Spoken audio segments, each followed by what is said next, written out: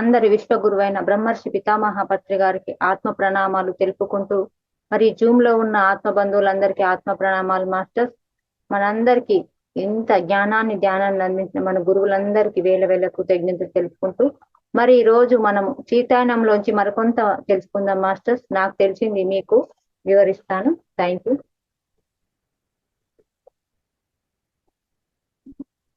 Masters. మొన్న మనము ఆ అక్కడ సీతమ్మ గురించి తెలుసుకున్నాం. అంటే ఆ సీతమ్మ తల్లి అక్కడికి అడవికి వెళ్ళడం, అక్కడ మొక్కల కోసం వెతకడానికి వెళ్తే గోదావరి మాత సహాయం చేయడం, ఆ అవన్నీ మనం పోయిన వారం తెలుసుకున్నాం మాస్టర్స్.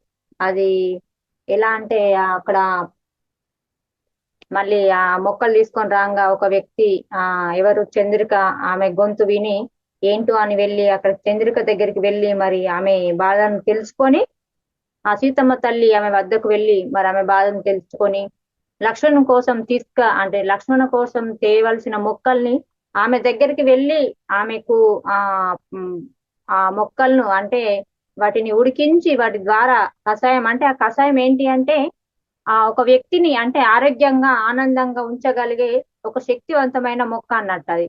మరి ఆ మొక్కను లక్ష్మణుడు, ఎందుకంటే ఆ అడవిలో రాక్షసుల బారి కోసం తను నిద్ర లేక ఆహారం లేక అంటే చాలా రోజుల నుంచి తను బాధపడుతుండు కాబట్టి ఆయన ఆరోగ్యంగా ఉండాలి లక్ష్మణుడు అని లక్ష్మణుడు కోసం తేవడానికి వెళ్తారు సీతమ్మ తల్లి. కానీ అవి చంద్రికకు ఇచ్చి ఆమెకు, అంటే ఆమె ఈ సీతమ్మ స్వయంగా వాటిని ఉడికించి ఆమెకు అందించడం జరుగుతుంది. అంటే ఆమె ఆ మామూలు స్థితికి రావాలి అని ఆ తల్లి, అంటే సీతమ్మ తల్లి ఆమెకి ఇచ్చి, మిగిలినవి కూడా ఆమెకి ఇచ్చి, నువ్వు ప్రతిరోజు ఉదయం రాత్రి 2 పూటల ఈ కషాయం చేసుకొని నువ్వు తాగు, నువ్వు తొందరగా కోలుకుంటావు, మామూలు వ్యక్తిగా మారుతావు అని చెప్పి తిరిగి వస్తుంది. కానీ ఈమె వెళ్ళింది ఎందుకోసము? సీతమ్మ తల్లి ఆ మొక్కలు తీసుకురావడం కోసమే వెళ్ళింది. మరి మొక్కలు తీసుకురావడానికి వెళ్ళింది కాబట్టి మళ్ళీ అడవికి వెళ్ళి మళ్ళీ ఆ మొక్కలను తీసుకొని వస్తుంది అన్నట్టు. మళ్ళీ ఇక్కడ వచ్చేటప్పుడు చంద్రికకి ఏం చెప్తుంది అంటే, ఈమెకు ఎవరికి సీతామాతకు ఎవరు ఆ అనసూయ మాత ఎవరైతే ఆమె ఆ ఈ అడవి మార్గం వెళ్ళేటప్పుడు అనసూయ మాత ఈమెకు నేర్పుతుంది అన్నట్టు కొన్ని ప్రక్రియలు. అంటే ఆ ధ్యానం, ఆ అంటే శ్వాస మీద ధ్యానం చేస్తే మనం అన్ని ఎదుర్కోగలుగుతామని అవన్నీ ఈ ఆ ఋషి మాత ఎప్పుడైతే అనసూయ మాత సీతామాతకు చెప్తుందో ఆ వివరాలన్నీ ఈ చంద్రికకు చెప్పి ఈమె మళ్ళీ మొక్కలు తీసుకొని గబగబా మళ్ళీ కుటీరానికి వస్తుంది. అంటే పొద్దుపోయింది అప్పటికే. ఇక్కడ ఏంటి అంటే ఈ లక్ష్మణుడు ఎదురు చూస్తా ఉంటాడు, అంటే ఇంకా అమ్మ రావడం లేదు. ఇప్పటికే అంటే ఆ అడవిలో అంటే రాక్షసుల తిరుగుతుందని ఋషులు అందరూ హెచ్చరించారు కాబట్టి ఆమెకు భయం వేస్తుంది అన్నట్టు. ఎవరికి? లక్ష్మణునికి. అటు ఇటు ఇటు ఏం తోయక అటు ఇటు తిరుగుతూ చూస్తూ ఉంటాడు. మరి అలా చూసేసరికి కాసేపట్లో సీతామాత రావడం గమనించి అహమ్మయ్య వచ్చారా అన్నట్టు అనుకుంటాడు లక్ష్మణుడు. అనుకొని మరి రాముల వారు లేరు, అంటే సీతామాత ఒక్కరే కనబడుతుండ్రు, మరి రాముల వారు లేరేంటి అని అడుగుతుంది. అడిగినప్పుడు లేదు, మేమిద్దరం కలిసి వెళ్ళలేము, ఆయన ఇక్కడ లేరా అని అంటది సీతమ్మ తల్లి.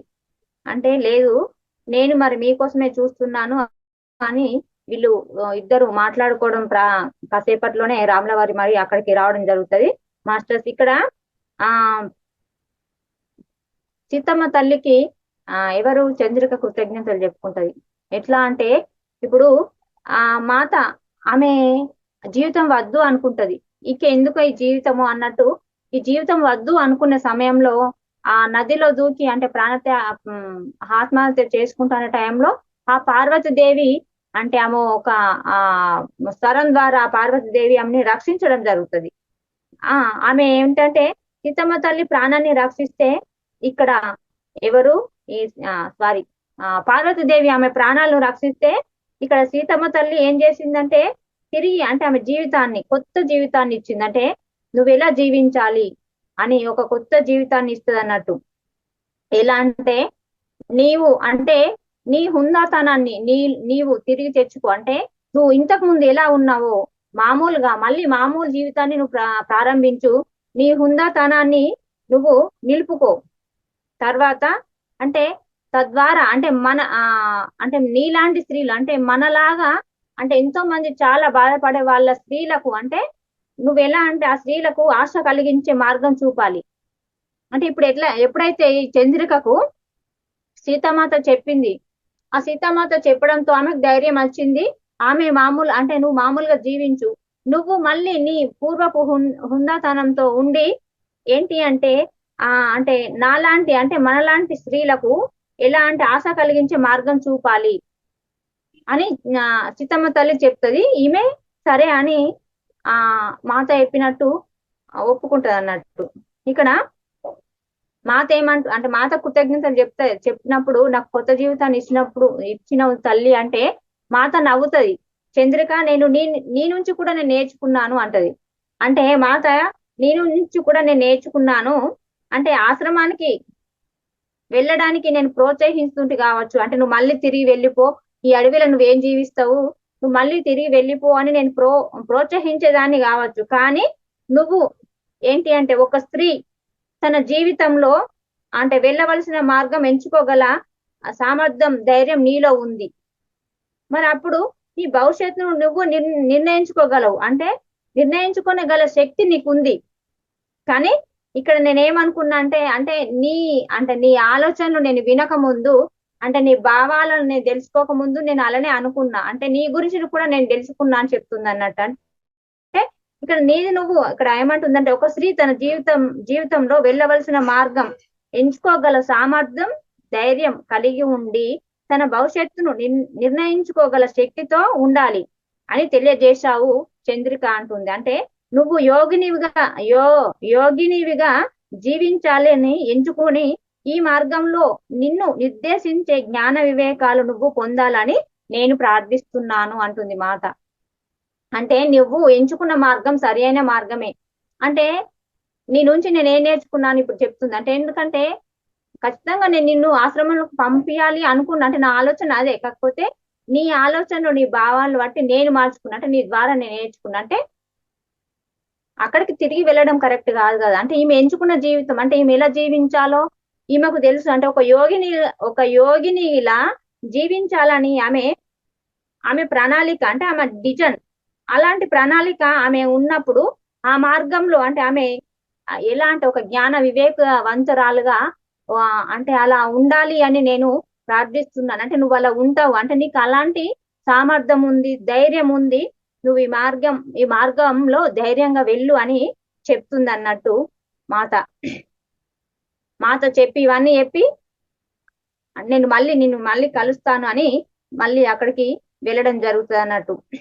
అక్కడికి వెళ్ళగానే ఇక్కడ రాముడు కూడా చేరుతారు ఇక్కడికి ఆ కుటీరానికి. చేరినప్పుడు నేను అంటే ఏమంటుందంటే ఇక్కడ నేను ఆయనతో మీతో ఉన్న అంటే ఇక్కడ ఏమంటుంది సీతమ్మ తల్లి అంటే మేము కలిసి వెళ్ళలేము, నేను నీ కొరకు ఔషధ మొక్కలు తీసుకురావడానికి వెళ్ళాను.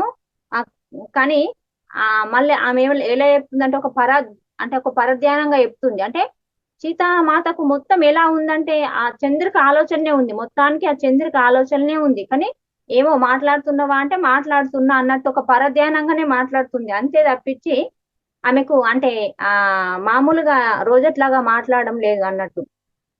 ఇక్కడ ఆమె ఏమంటుంది, ఆమె మనసు ఇప్పటికి చంద్రికతోనే నిండి ఉంది. నీకు చెప్తుంది లక్ష్మణునికి, నీకు నిద్ర పట్టడానికి కావలసిన మొక్కలు నేను తెచ్చాను అని వంటశాలలకు వెళ్ళి ఆ పొయ్యి రాజేసి కషాయం తయారు చేసి నీరు కాయడం మొదలుపెట్టింది. ఎంతో సేపు కాకుండానే శ్రీరాముడు వచ్చాడు. కానీ ఆయన మౌనంగా ఉండి ఏ విషయాలను పట్టించుకోనట్లు కనిపించాడు. సాయంత్రం భోజన సమయంలో కూడా లక్ష్మణుడు అడిగాడు, మాత శ్రీరాములు అంటే వీళ్ళు ఏం బదిలిచ్చారంటే చివరికి లక్ష్మణుడు అంటే ఆపుకోలేక అడుగుతారు, అసలు మీ ఇద్దరికి ఏమైంది ఈ రోజు, మీరు ఇవాళ ఎందుకు ఇలా ఉన్నారు చెప్పండి అని అన్నప్పుడు శ్రీరాముడు ముందుగా బదులిస్తాడు, లక్ష్మణ నన్ను మన్నించు, ఈ రోజు జరిగిన ఒక సంఘటన నన్ను చికాకు పరిచింది. ఉదయం పల్లె నుంచి ఇంటికి తిరిగి వచ్చేటప్పుడు నదిలో తేలుతున్న ఒక యువకుని శరీరం చూశాను. దాని ముఖము బోర్లపడి ఉంది, యోగి దుస్తులు ధరించి ఉన్నాడు. సరే, దహన సంస్కారాలు జరిపిద్దాము అని బయటకు లాగి అతనికి తెలిసిన వారెవరన్నా ఉన్నారేమో అని కనుక్కున్నాను.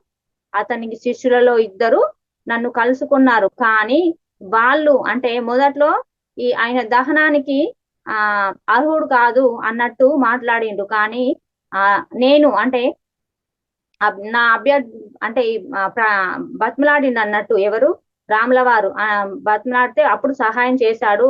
అప్పుడు మేము అంతిమ సంస్కారాలు చేయగలిగాము. అంటే ఆ శిష్యులు అంటే ఇక్కడ అడుగుతుండు లక్ష్మణుడు, ఆ శిష్యులు అంతగా మరి ఆ దహన సంస్కారాలకు అంతా అంటే నిరాకరించేటందుకు అతను అంతా ఏం తప్పు చేస్తాడని లక్ష్మణుడు అడుగుతాడు. చూడండి మాస్టర్స్, ఇక్కడ రాముల వారేమో వేరే పల్లె నుంచి రాగా ఎవరు చంద్రిక భర్త అయిన అంటే తెలియదు, చంద్రిక భర్త అయిన ఆ యోగి ఆ నీళ్లలో పడి తేలుతుంటే బయటకు లాగి ఎవరు ఇతడని చూస్తే ఆయన కొత్త వ్యక్తి కాబట్టి అక్కడ ఉన్న వాళ్ళను అందరిని కలిసి అడుగుతారు అన్నట్టు, ఈ వ్యక్తికి మనము కొంచెం సహాయం చేయండి అన్నప్పుడు ఎవరు సహాయం చేయరు. ఆయన గురించి తెలిసి లేదు అతడు అసలు ఆ అర్హుడు కాదు అంటే దహనం చేసే అంత అర్హుడు కాదు, వదిలేయండి అన్నట్టు చెప్తే రాముల వారు అంటే కొంచెం బతిమలాడి అలా సహాయంతోని ఆయనను చేసేటన్ని చేసి తిరిగి వస్తాడు. ఇక్కడ సీతామాత ఏం చేస్తుంది, మొక్కల కనిపోయి అంటే లక్ష్మణుడి కోసం మొక్కల కని వెళ్ళి అక్కడ చంద్రికతోని మాట్లాడి చేసి అంటే నీ భర్త అంటే ఎక్కడ ఉన్నా కానీ ఇప్పటికీ చెప్తుంది ఆమె సీతమ్మ, నీ భర్త ఎక్కడున్నా కానీ ఇప్పటికే శిక్ష అనుభవిస్తుండవచ్చు అని చెప్పినట్టే ప్రకారము ఇక్కడ ఆయనకు ఆ ఇక్కడ అనుకోకుండా సీతమ్మ తల్లి చంద్రికను కలిసింది, ఇక్కడ రాముల వారేమో చంద్రిక భర్తను కలిసిండు. చూడండి మళ్ళీ వాళ్ళిద్దరు తిరిగి కుటీరంకి ఏరినప్పుడు ఎవరి పరధ్యానంలో వాళ్ళు ఉంటుండ్రు. లక్ష్మణ్కి ఏం అర్థమైతలేదు, ఇద్దరు మౌనంగా ఉంటుండ్రు, రోజట్లాగా మాట్లాడడం లేదు. మౌనంగా ఉంటే చూసి చూసి అడుగుతారు అసలు మీకు ఇద్దరికి ఏమైంది ఈ రోజు, ఎవరు మాట్లాడడం లేదు, ఎవరన్నా ఒకరు మాట్లాడుండ్రు అన్నప్పుడు శ్రీరాముడు బదిలిస్తాడు అన్నట్టు, నన్ను క్షమించు లక్ష్మణ, జరిగిన విషయం ఇది అని చెప్పినప్పుడు లక్ష్మణుడు అంటాడు అంటే అంటే ఆ శిష్యులు అంటే మరి ఎందుకు అంత అతన్ని తిరస్కరిస్తుండ్రు, ఆయన అంతే పొరపాటు చేసిండు, అంత పెద్ద తప్పు చేసిండా అని అడిగితే అంటే వాళ్ళు ఇద్దరు రాముడు లక్ష్మణుడు వాళ్ళిద్దరు సంభాషణ చేసుకుంటే మధ్యలో సీతామాత అంటది అంటే ఆ వ్యక్తి అతడే అయి ఉంటాడు అని ఇలా మధ్యలోకి ఇద్దరు మధ్యలోకి వస్తుంది అన్నట్టు. ఏమంటదంటే ఇక్కడ హఠాత్తుగా మాత గుసగుసలాడింది, అది తనే ఆమె భర్త అని శ్రీరాముడు లక్ష్మణుడు ఇద్దరు ఆమె వైపు తిరిగారు. అంతవరకు మౌనంగా ఉన్న మాత అతను గొప్ప గౌరవవాదరాలు కలిగిన ఒక యువ గురువు కానీ ఒక అందమైన శక్తివంతమైన రాక్షసి వ్యామోహంలో పడి భార్యను తరిమి వేశాడు.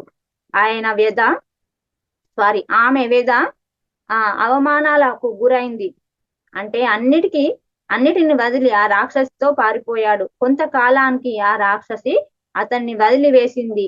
ఇప్పుడు పాపం అతని భార్య ఎక్కడికి వెళ్ళాలో తెలియక మరి ఆమె బాధపడుతుంది. అంటే ఈ కథ నీకేలా తెలుసు అని రాముడు ఆశ్చర్యంగా అడిగాడు. అంటే ఎలాగంటే ఈ రోజు నేను అతని భార్యతోనే ఉన్నాను అంటూ మాత ఆ రోజు జరిగిన సంఘటనలన్నీ రాముల వారితో చెప్పడం జరుగుతుంది. అంటే ఆ పొందిన అనుభవాలు అన్ని వివరిస్తుంది. తన భర్త మరణం గురించి తెలిస్తే చంద్రిక విచారిస్తుంది, నేను రేపు వెళ్ళి ఆమెకు ఈ వార్త చెబుతాను. శ్రీరాముడు ఆలోచనలో పడ్డాడు, నేను కూడా నీతో వస్తాను. ఆశ్రమాలలో కల్లోలాలు సృష్టిస్తున్న ఆ స్త్రీ సాధారణ స్త్రీ అయి ఉండకపోవచ్చు అని నేను భయపడుతున్నాను. ఆమెకు చాలా మాయ విద్యలు వచ్చి ఉంటాయి.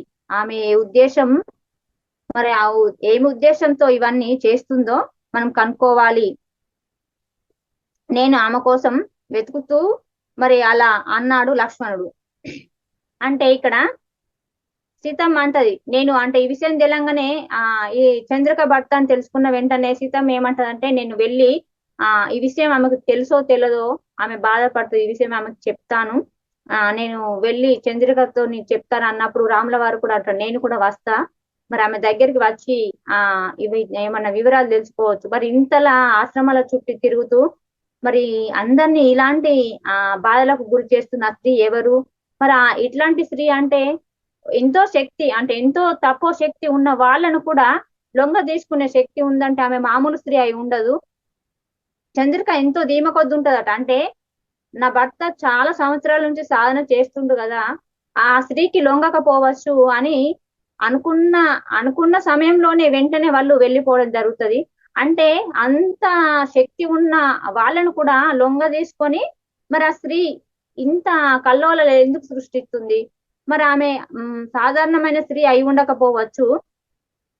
మరి ఆమె ఉద్దేశం ఏమిటి? ఆమె ఎందుకోసం వీళ్ళందరినీ ఇలా చేస్తుందో తెలుసుకోవచ్చు అన్నట్టు రాముల వారు కూడా నేను కూడా వస్తాను అని అనుకుంటారు అన్నట్టు. అనుకున్నప్పుడు ఇక్కడ ఏమంటుండు లక్ష్మణుడు అంటే, సరే అన్న, నేను ఇదంతా నేను తెలుసుకుంటాను అని ఇక్కడ అన్నయ్యతో అంటాడు అన్నట్టు. నేను తెలుసుకుంటాను, వెతుకుతాను ఆమె కోసం అన్నట్టు.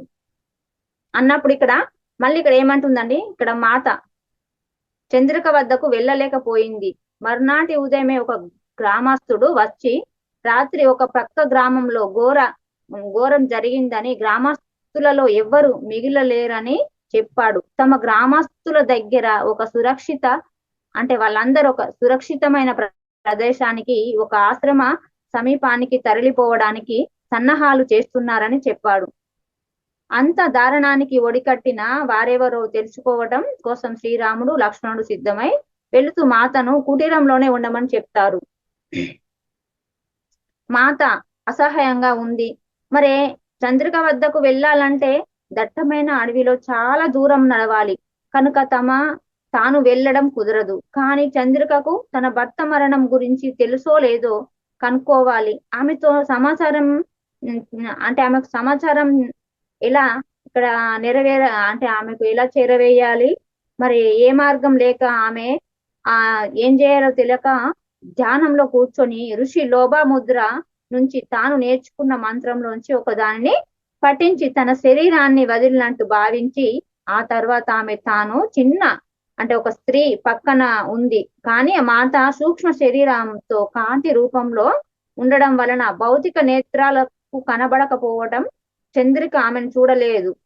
కానీ ఆ యువకుడు ఆమె భర్త యొక్క పూర్వ విద్యార్థి ఆమెతో ఆమె భర్త మరణాన్ని దారి తీసిన సంఘటనలన్నీ చెప్పడం, మరి విషాద వార్త విన్న ఆమె ఎంతో ఏడుస్తూ బాధపడుతుంది చంద్రిక.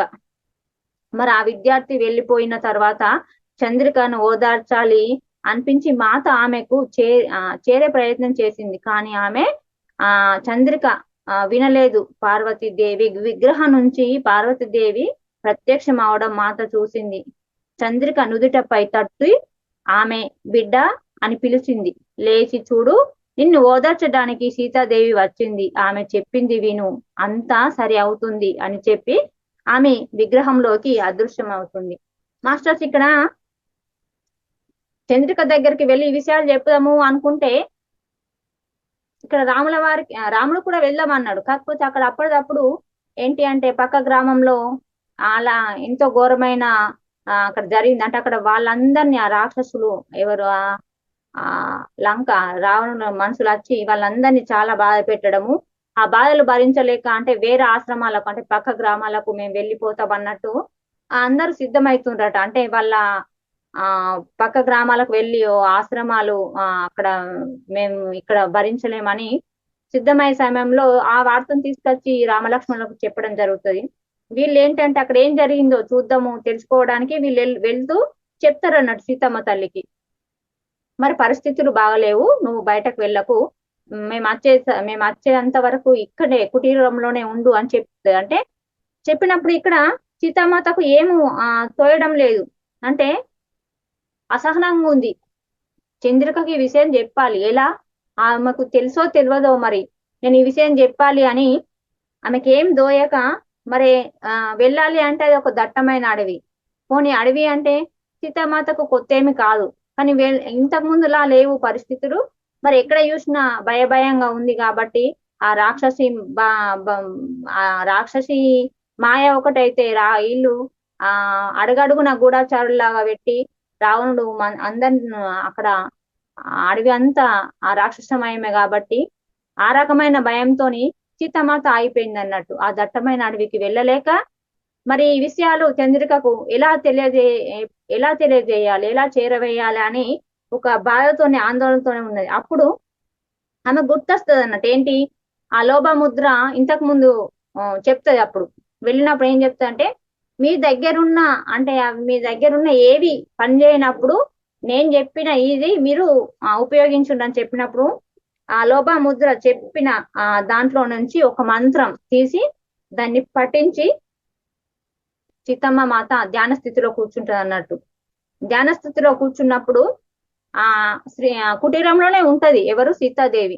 కుటీరంలో ఉన్నప్పుడు ఆ ధ్యాన స్థితిలో ఉన్నప్పుడు ఆమె నుంచి అంటే సూక్ష్మ శరీరం అంటే అలా వెళ్ళి చంద్రిక వద్దకు వెళ్తుంది అన్నట్టు. చంద్రిక వద్దకు వెళ్ళి అక్కడ ఆమె బాధపడుతుంది. అంటే ఈమె వెళ్ళే వరకల్ని ఒక విద్యార్థి అంటే వాళ్ళ భర్త ఒక యోగి కాబట్టి అలా ఆ యోగి కొంతమందికి అంటే చాలా మందికి విద్యను బోధిస్తాడు.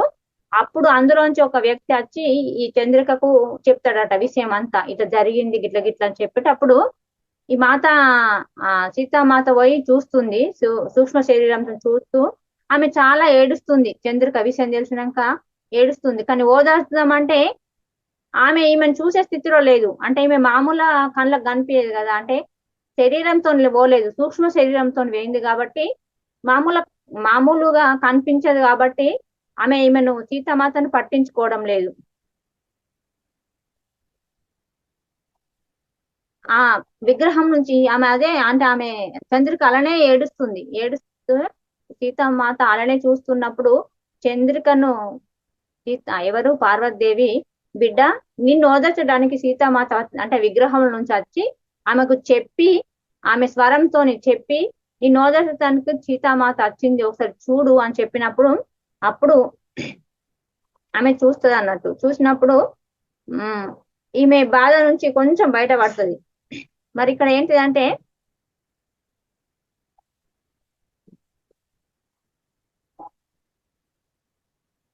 ఆమె బాధ నుంచి కొంచెం బయటపడుతుంది అన్నట్టు. ఇప్పుడు ఆ ఎవరు ఇక్కడ పార్వతీదేవి చెప్పగానే ఇక్కడ సీతమ్మ వచ్చింది చూడు అన్నప్పుడు ఈమె ఈమె వంక చూడడం జరుగుతుంది.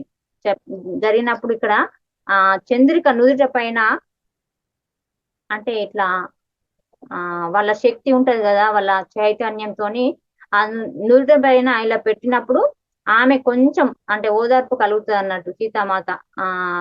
మరి అక్కడ అయినా కానీ ఎంతో భయం కొద్ది అంటే చుట్టూ అంతా చూస్తుంది. చూసి ఇక్కడ మెల్లగా ఆమె దగ్గరికి వెళ్ళి కరుణతో మాట్లాడుతూ మరి మాతను ఇప్పుడు చూడగలిగింది ఎవరు, చంద్రిక. అంటే స్వయంగా రాముడే అతని అంతిమ క్రియలు చేశాడు. నీ భర్త చేసిన పనులే అతని అకాల మరణానికి దారితీస్తాయి. నువ్వు అతని పట్ల నీ బంధాన్ని వదులుకో, గతాన్ని విడిచిపెట్టు చంద్రిక.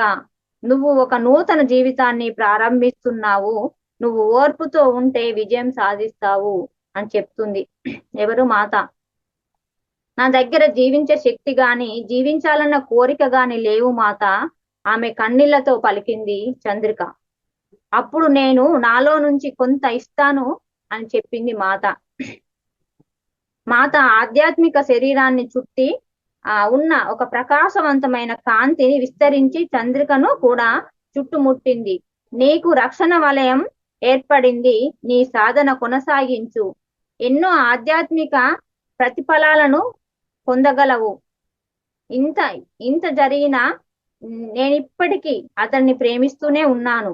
మళ్ళీ మీరు మెరుగైన పరిస్థితిలో కలుసుకుంటారు, కానీ ఇప్పుడు మాత్రము నువ్వు పురోగమించాలి అంటే ఆ బంధాన్ని వదిలివేయాలి. మరి అతనిని అంటి పెట్టుకోవడం నిన్ను వెనుకకు లాగుతుంది, నిన్నే కాదు అతనిని కూడా లాగుతుంది. రాముడు అతని ఇబ్బందుల నుంచి వేరు చేశాడు. మళ్ళీ అతనిని వెనుకకు పిలిచి అతుక్కో, నీకు ఆ రాక్షసికి శిక్ష లేదా అని ఏడుస్తూ అడిగింది చంద్రిక. మాత వెంటనే సమాధానం ఇవ్వలేదు. తర్వాత విచారంగా చంద్రిక, తమ చర్యల నుంచి ఎవరు తప్పించుకోలేరు. ఆమె తన శిక్ష నుంచి తప్పించుకోలేదు. ఆమె జీవోత్సవం లాంటిది. ఆమె స్వయంగా అంటే తన చావు కనుక తన మరణం కంటే జీవితాన్ని ఎంచుకుంది. అంటే మరణం కంటే హీనమైన జీవితాన్ని ఎంచుకుందని చెప్తుంది మాస్టర్. ఇక్కడ చంద్రిక అంటే కొంచెము ఆ ఆ, ఇలా ఆ అలా ఎనర్జీతోని కొంచెం తల మీద చేతి పెట్టంగానే ఆమె కొంచెము ఆ ఊరట పడి సీతామాతతో మాట్లాడడం జరుగుతుంది మాస్టర్స్. ఇక్కడ ఏమంటుందంటే సీతమ్మ తల్లి చెప్తుంది, నువ్వు కొత్త జీవితాన్ని ప్రారంభించు అంటే రాముల వారే స్వయంగా నీ భర్తకు అంత్యక్రియలు చేశాడు. మరి నువ్వు ఇప్పుడు నువ్వు మళ్ళీ కొత్త జీవితాన్ని ప్రారంభించు, ఆ బంధాన్ని వదిలేయి అంటే బంధం అయిపోయింది, ఇంకా బంధాన్ని వదిలేయి అన్నప్పుడు ఇక్కడ చెప్తుంది, నేను కొత్త జీవితాన్ని ప్రారంభించడం ఏంటి మాత, నాకు జీవించాలని ఆశ లేదు, మరి ఆ శక్తి కూడా నాకు లేదు, నా వల్ల కాదు అన్నట్టు చెప్పినప్పుడు ఇక్కడ సీతామాత అంటుంది, అంటే నా శక్తిలోంచి నీకు కొంచెం ఇస్తాను, నువ్వు మళ్ళీ కొత్త జీవితాన్ని ప్రారంభించు అని చెప్తుంది అన్నట్టు. అప్పుడే వెంటనే అంటే ఆ ఆ ఆధ్యాత్మిక అంటే ఆధ్యాత్మిక శరీరం అంటే ఆ మాత ఆ శరీరంలోంచి ఒక కాంతి అంటే ఒక కాంతి వలయం లాగా బయటకు వచ్చి ఆ చంద్రిక చుట్టూ అంటే రక్షణ వలయం లాగా చుట్టూ చేరుతుంది అన్నట్టు. తన చుట్టూ ఒక రక్షణ వలయం లాగా చేరి చెప్తది, నీ చుట్టూ ఇప్పుడు నేను నా శక్తితోని రక్షణ వలయాన్ని సృష్టించాను, నీవు నీ సాధనను కొనసాగించు, మరి ఆధ్యాత్మిక ప్రతిఫలాలను నువ్వు పొందగలవు, అంటే నువ్వు సాధన చేస్తే ఆధ్యాత్మిక ప్రతిఫలాలను ఖచ్చితంగా పొందగలవు, నువ్వు సాధనను కొనసాగించు, అంటే నా శక్తి ఇవ్వడం కాక నా ఆశీర్వాదం ఉంటది నీకే, అంటే ప్రతి క్షణం నిన్ను నేను గమనిస్తూ ఉంటాను, నువ్వు కొత్త జీవితాన్ని ప్రారంభించు అని ధైర్యాన్ని ఇచ్చి మరి ఈ అమ్మ ఆ సీతామాత ఎనర్జీని ఇచ్చి ఆమె శక్తిని ఇచ్చి మరి చెప్పడం జరుగుతుంది మాస్టర్స్. ఇక్కడ మళ్ళీ నువ్వు మెరుగైన పరిస్థితులు ఆ అంటే చెప్తుంది అన్నట్టు, మీరు అంటే ఎవరు, నీ భర్త నువ్వు మళ్ళీ మీరు మెరుగైన పరిస్థితిలో కలుసుకుంటారు, అంతవారి దాకా అంటే ఆయనను మళ్ళీ అంటే లాగా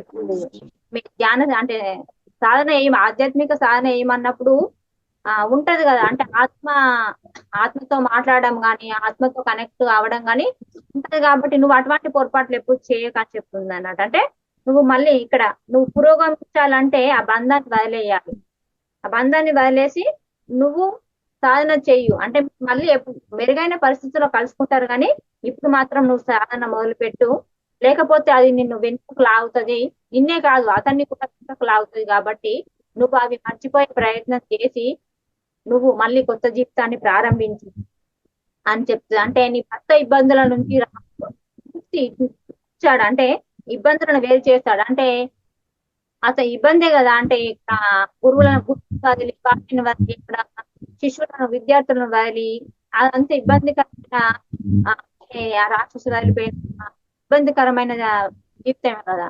దాన్ని మరి వేరు చేశాడు, నువ్వు దాన్ని మర్చిపోయి నిన్ను నువ్వు ఉద్ధరించుకొని ఒక జీవితాన్ని ప్రారంభించు, మళ్ళీ అతన్ని వెనుకకు పిలువకు అతుకోనివ్వకు అని చెప్తుంది అన్నట్టు. ఇక్కడ అలా చెప్పినప్పుడు అంటది, మరి ఇంత చేసిన రాక్షసి శిక్ష లేదా అమ్మ అని అడిగినప్పుడు మాత అంటది అన్నట్టు, ఎవరికైనా చేసిన దానికి ప్రతిఫలం ఖచ్చితంగా ఉంటుంది, కానీ దానికి ఒక సమయం అంటూ పడుతుంది, ఆ సమయము ఖచ్చితంగా ఉంటది, కానీ ఆమె జీవితం అంటే ఆమె ఆమె జీవితం మరణించకుండా కానీ అది మరణించినట్టే, అది ఒక జీవించినట్టే ఖచ్చితంగా దానికి తగ్గ ఫలితం అనుభవిస్తారు, ఎవరు కూడా తప్పించుకోలేరు అన్నట్టు చెప్తుంది మాస్టర్స్. అంటే తమ చర్యల నుంచి ఎవరు తప్పించుకోలేరు అని చెప్తుంది మాత. ఇక్కడ ఏమంటుంది, మాత తన శరీరంలోకి అక్కడ సూక్ష్మ శరీరం నుంచి వచ్చింది కదా మాత, అంటే కుటీరంలో శరీరం ఉంది, మనమేమి ఇక్కడికి సూక్ష్మ శరీరం లాగా వచ్చింది కాబట్టి లాగినట్టు అనిపిస్తుంది అన్నట్టు శరీరంలోకి, సీత శరీరంలోకి లాగినట్టు అనిపించగానే పూర్వకంగా చూసి చంద్రికను చూసి మరి తన కుటీరంలో ఆ చంద్రికను ఆమె దగ్గరికి వెళ్ళి ఆమె చేతిలో చేయి వేసి ఆమె ప్రేమపూర్వకంగా 4 మాటలు చెప్పి మళ్ళీ కుటీరంలోకి వెళ్ళి ఆమె ధ్యాన స్థితిలో కూర్చుంటది మాత. తాను చంద్రికకు చెప్పినవన్నీ గుర్తుకు వచ్చి మరి వెనుకకు తీసుకురాబడింది, ఆ మాటలు తన నోటి నుంచి వచ్చాయో ఆమెకు తెలియదు.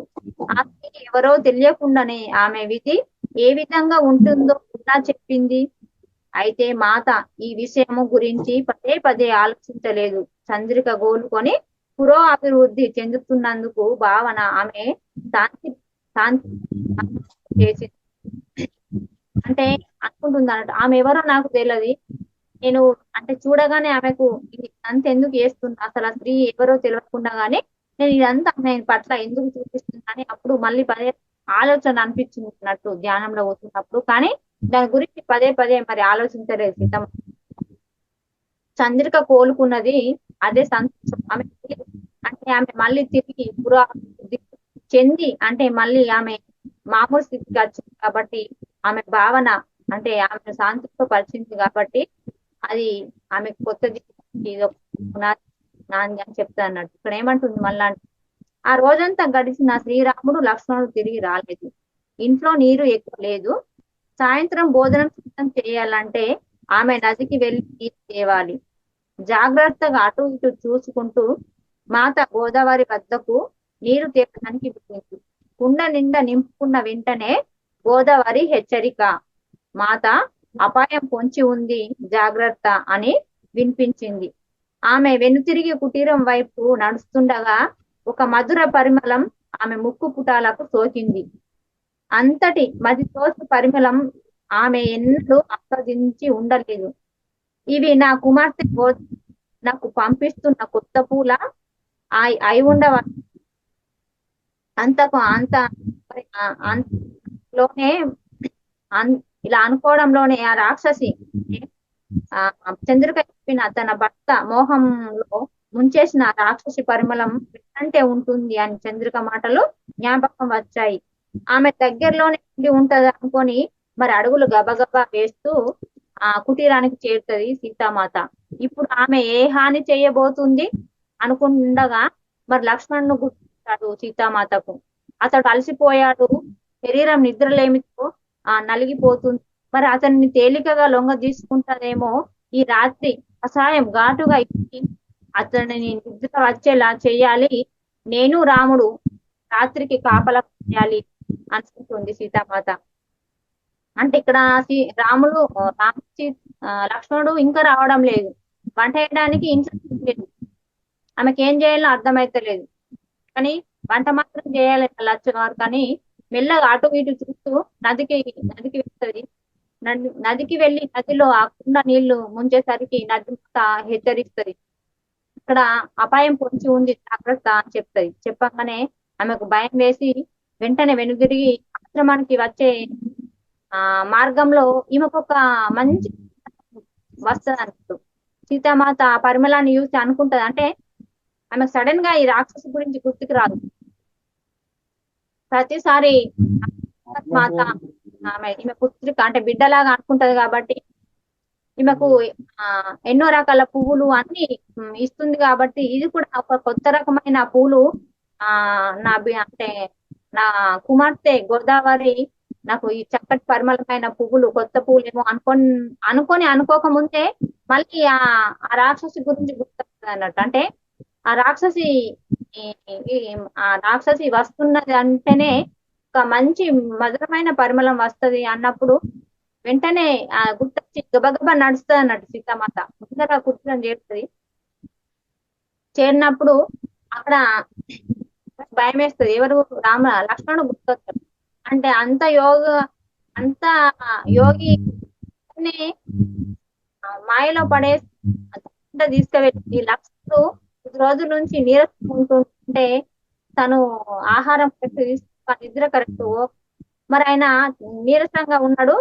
మరి ఆమె లక్ష్మణుని ఎలా లొంగ తీసుకుంటది కావచ్చు అని గబగబా కుటీరానికి వస్తుంది అన్నట్టు. వచ్చి అనుకుంటది ఇక ఈ మొక్కలతో కషాయం కాసి ఇచ్చి అతన్ని నిద్రపుచ్చి మేమిద్దరం కాపలా ఉంటాం లక్ష్మణునికి అని అనుకొని గబగబా కుటీరం చేరుతుంది అన్నట్టు. అంటే ఆ రాక్షసికి ఓ ఈ దేవతలైన వీళ్ళు కూడా భయపడుతున్నారు. అంటే అంత ఎంత దుర్మార్గంగా ఆమె ప్రవర్తిస్తుందో ఇక్కడ చూడండి మాస్టర్. మరి ఇక్కడ శ్రీరాముడు లక్ష్మణుడు తిరిగి వచ్చేసరికి చాలా రాత్రి అయింది. మరి అడవిని ఆ అడవిని అత్యాకుతులం చేస్తున్న రాక్షసి ముకులకు కనుక్కోవడం యుద్ధం జరిగింది. శ్రీరాముడు స్వల్ప గాయాలతోనే బయటపడినప్పటికీ లక్ష్మణుడికి భుజానికి పెద్ద గాయమైంది. మాత దానికి వెంటనే కట్టి వారికి భోజనం పెట్టింది. ఆ హడావుడిలో పడి దగ్గరలో రాక్షసి వచ్చిన సూచనలను వారికి అందించలేకపోయింది. తర్వాత కొన్ని రోజులు ఒత్తిడితో అక్కడ గాలి సంభవించినప్పుడు దీనితో ఆమె ఆ పరిమళం విషయం జ్ఞాపకం చేసుకోలేకపోయింది. మొదట్లో అది చాలా ఆకర్షించిన మరి తర్వాత వికసిస్తుంది. ఆమె ఆ పరిమళాన్ని వదులుచుకోవడానికి వంటశాలలో తనకిష్టమైన పూలు వంటలో ఉపయోగించడం చేసినా గాని ఏది దాన్ని పోగొట్టలేదు. మీరు నన్ను క్షమించాలి, సోమ చెప్తున్న స్వరంతో అంది. తర్వాత రాబోయే సంఘటనలు చెప్పడం నాకెంతో కష్టం. మరి నేనేమి చేయలేక నిస్సహాయంగా ఉండటం నాకెంత బాధను కలిగించేది. నా అవసరం ఎంతో ఉన్న సందర్భంలో నేను ఆమెకు సేవ చేయలేకపోయాను. సోమ తన చేతులు అంటే ఆమె మోకానికి దుఃఖించడం మొదలుపెట్టింది. అంటే ఇక్కడ అది నాకు ఎంతో వేదన కలిగించే విషయం. ఆమె కష్టాలు భరించే సమయంలో నేను అక్కడ లేకపోయాను. నేను చుట్టూ చూసి మేము మాత్రమే లేము. సోమ చెప్పేది మేము వింటుగా అనేక మంది మనుషులు అక్కడికి చేరారు. వారిలో ఒకరు అంతగా అంతగా సోమ అన్నారు. తర్వాత మా వైపు తిరిగి తాను చెప్తున్న కథ అంటే సోమ చెప్తున్న కథలో ఈ భాగానికి వచ్చేసరికి ఆమె ఎప్పుడు ఇబ్బంది పడుతుంది. మరి ఇప్పుడు ఆమెకు విశ్రాంతినిచ్చి బలం చేకూర్చుకొనిద్దాం. మరి మనము విశ్రాంతి తీసుకుంటాం అప్పుడు మీరు కూడా విశ్రాంతి తీసుకోండి, మేము సెలవు తీసుకుంటాం అని అనసూయ వాళ్ళ అమ్మ అన్నాక వాళ్ళు వెళ్ళబోయే సమయానికి సోమ తన తల పట్టుకొని కొన్ని నిమిషాలు ఆగండి, నేను కొనసాగిస్తాను అంది. అంటే ఇక్కడ ఎండ తీవ్రత ఎక్కువ ఉండడంతో మరి అక్కడ ఆ చల్లటి గాలి వీస్తుంది కాబట్టి ఆ కుటుంబం వదిలి వెళ్ళడానికి ఎవరు ఇష్టపడలేరు. సోమ మళ్ళీ తన కళ్ళు ముట్టుకొని ధ్యానంలోకి వెళ్ళింది. మేమందరం ఎదురు చూస్తూ కూర్చున్నాం. మళ్ళీ ఆమె ధ్యానం నుంచి బయటకు వచ్చి కథ కొనసాగించడం మరి కొంత సమయం. మరి ఇక్కడ మాస్టర్స్ ఏమంటుంది అంటే శ్రీరాముడు లక్ష్మణుడు తిరిగి వచ్చిండు. మరి ఆ రాత్రి అక్కడ వాళ్ళం అడవంతటా అంటే అతలకుతలం చేస్తున్న వాళ్ళ రాక్షసుల మూకలతో యుద్ధం చేసి వాళ్ళు తిరిగి వచ్చినప్పుడు రాముల వారికి చిన్న చిన్న గాయాలతో బయటపడ్డాడు. కాకపోతే లక్ష్మణుడికి పెద్ద గాయం అయిందట. ఆ గాయానికి సీతామాత కట్టుకట్టి వాళ్ళకు ఆహారం మరి ఆ గాయాన్ని కట్టి వాళ్ళ భోజనం తిన్నాం. అంటే ఈమె చెప్పాలనుకుంటది ఏంటి అంటే నీరు దేయంగా ఇలా ఒక అంటే ఆ పరిమళం వచ్చింది అంటే ఆ రాక్షసి ఇక్కడ ఈ మధ్యలోనే తిరుగుతుందేమో అని చెప్పాలనుకుంటది. కానీ వీళ్ళ గాయాలు చూసి వీళ్ళకు కట్టుకట్టి వీళ్ళకు భోజనం పెట్టి హడావిడిలో చెప్పడం మర్చిపోతుంది. సీతామాత చెప్పలేకపోతది. కానీ ఆ పరిమళము ఈమెకు ఆ ముక్కు వాసన చూసింది కాబట్టి మర్చిపోలేకపోతుంది. ఎన్నో ప్రయత్నాలు చేస్తుంది తల్లి. అంటే ఒక మంచి మంచి వాసనలు వచ్చే పూలను తీసుకొచ్చి ఆ కుటుంబంలో పెట్టడం, ఆహారం అంటే కొన్ని అవి సువాసన వచ్చే పదార్థాలు ఆహారంలో వంటలో వేస్తే మంచి వాసన రావాలని ప్రయత్నిస్తుంది. కానీ ఏ ప్రయత్నం చేసినా గానీ మరి ఆ పరిమళాన్ని లేకపోతుంది. ఈమె అంత ఆ రాక్షసి ఎంత ఆ పరిమళము అంటే అది ఎంతమందిని ఆకట్టుకోవడానికి ఆ పరిమళంతో నచ్చింది ఆ రాక్షసి తెలియదు. ఇక్కడ మీరు అంటే నన్ను క్షమించాలి అంటే ఇదంతా సోమద్వార తెలుసు. మనం ఇక్కడ ఈ విషయం అందరిని అడుగుతుంది అన్నట్టు మీరు నన్ను క్షమించాలి అంటే ఇక్కడ ఏంటి అంటే తల్లికి ఇక్కడ కష్టం రాబోయే సమయం కాబట్టి నన్ను క్షమించండి. ఇక్కడ సంఘటన చెప్పేటప్పుడు నాకు బాధ కలుగుతుంది. అంటే సీతమ్మ తల్లి బాధలో ఉన్నప్పుడు నేను ఆమె పక్కన లేకపోయానే, నేను ఆ మాతకు సహాయం లేకపోయానే అని ఇక్కడ ఆ సోమ బాధపడుతుంది అన్నట్టు. మరి ఆ సందర్భంలో నేను ఆ పక్కన ఉంటే ఎంత బాగుంటుండే అన్నట్టు సోమ అనుకుంటుంది. నేను అంటే చుట్టూ చూసింది అంటే ఎవరు సోమ, వీళ్ళు అంటే వీళ్ళే వింటురు కావచ్చు అనుకుంటే సోమ చెప్పేది వింటుంటే అక్కడ ఎంతో చాలా మంది చేరారు. సోమ చెప్తున్న కథను వినడానికి ఎంతో మంది అక్కడికి చేరుతారు.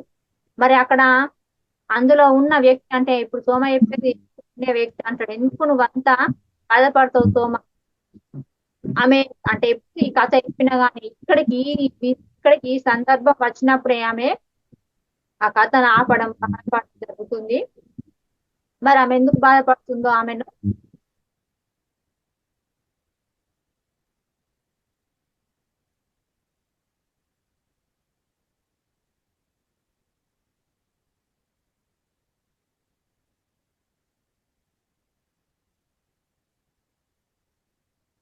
అంటే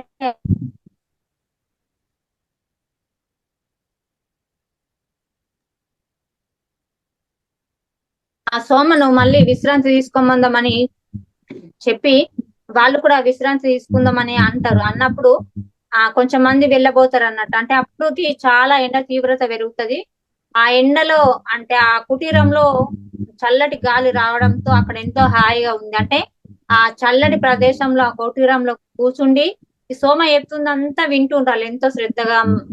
వినే సమయంలో సోమ బాధపడుతూ ఉన్నప్పుడు మరి ఆమెను ఎందుకు బాధ పెట్టడం, మనం వెళ్దామని వీళ్ళు అనుకోవడం విని మీరు ఆగండి కాసేపు, మీరు వెళ్ళకండి అంటే అక్కడ ఎండ తీవ్రత ఎక్కువ ఉంది కాబట్టి అక్కడ ఇక్కడ తీరంలో చల్లగా ఉంది అని ఎవరు వెళ్ళలేకపోతుండ్రు. అంటే వెళ్ళాలని ఇష్టం లేదు, కాకపోతే సోమ బాధపడుతుంది కాబట్టి వెళ్ళాలి అనుకుంటే ఈమె అర్థం చేసుకొని మీరు ఆగండి, నేను మళ్ళీ మొదలు పెడతాని మళ్ళీ కాసేపు ధ్యాన స్థితిలోకి వెళ్ళి మళ్ళీ ధ్యానంలో ఆమె నిమగ్నమై ఆమెలో ఉన్న బాధను అంటే తేలిక వేసుకొని మళ్ళీ ధ్యాన స్థితిలోంచి బయటకు వచ్చి ఆ సీతమ్మ తల్లి గురించి మళ్ళీ చెప్పడం మొదలు పెట్టింది అన్నట్టు.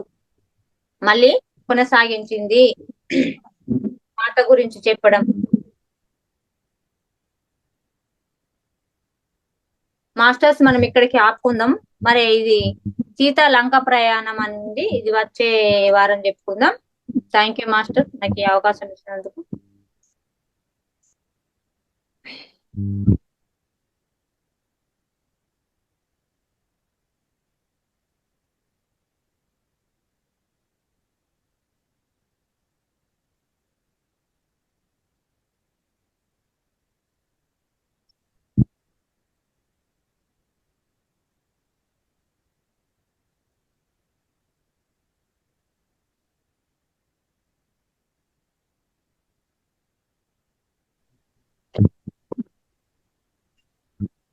నమస్తే మేడం. నమస్తే మేడం.